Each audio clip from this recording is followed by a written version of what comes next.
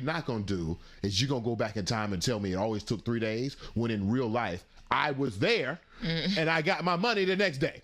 Yeah. I also said it would have been faster for me to take this check to a cash checking place where they would have called my employer, gave me the money, and I could have just deposited it here. Right. To which she said, this is a new policy. I don't know what's going on. Here's what it is. And I'll be honest with you, sweetheart, as I like to blunt, this policy scared the everlasting shit out of me. Yeah.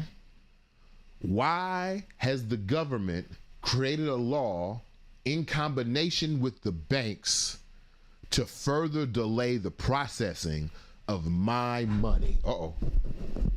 Almost dropped the mic. Why is the government creating a law in combination with banks to delay the processing of my money? Not how do they have the power, because I understand how they have the power. They have the power. So the second thing happens, sweetheart. I get off the phone and I go to look up the law. Yeah. Why did this law exist? And I found something very surprising.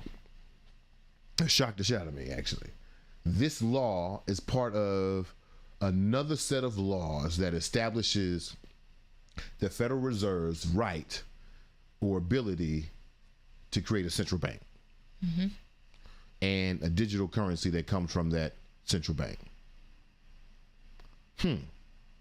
The government's creating a central bank and my checks are being delayed by processing.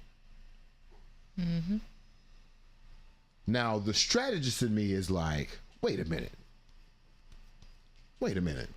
Something is happening here. There's a 2, there's a plus, and there's a 2. What are we doing here? Play the next video, sweetheart. A huge change is coming to the way people send and receive money. At some point in July, the US Federal Reserve is going to roll out FedNow, a new fast payment system. Now, as you'll probably know, moving money between bank accounts can take days. However, with FedNow, it is going to take a matter of seconds. So, on the face of it, FedNow is going to be very convenient and very quick, which means people will most likely happily adopt it. There used to be an app for QR code readers. Then Apple decided, you know what? We don't need QR code readers. We just put the technology into the software. Right. No more QR code readers. Let's make it more convenient for the thing that you have. So I thought about for a second, because we're going to keep going. I thought about for a second, should I complain to the employer? But sweetheart, complaining to the employer, wouldn't that be what the government wants?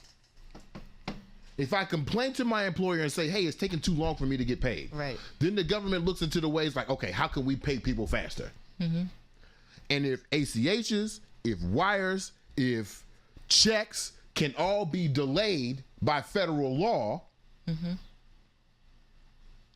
let me tell you something. Let me tell you why this is not a hoopla yet, because it's going to happen. It hasn't happened yet. When they start delaying your payroll's direct deposit, and by delay, I don't mean a day.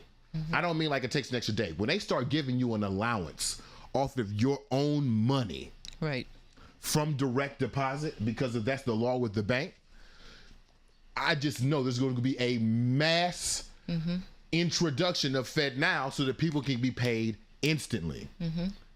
Throw a little tax incentive in there. There is no reason why an employer wouldn't want to use FedNow to pay their employees. So nefarious. So, and the white man said some very scary things on the second half. I don't even want to go to the programming part because I'm not even at the programming part. Here's where I'm at, because I'm poor. I do not pay and have no intention of paying my student loans.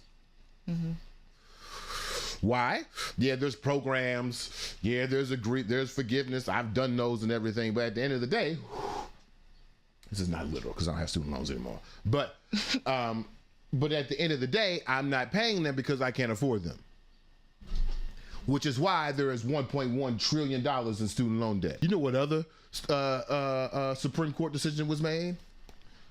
They found that student loan forgiveness by Joe Biden was unconstitutional. They gonna basically take the money, they gonna garnish your wages before they garnish your wages. Yeah. If you are poor, you know that one of the few pieces of protection is that institutions cannot look into your bank account without your consent.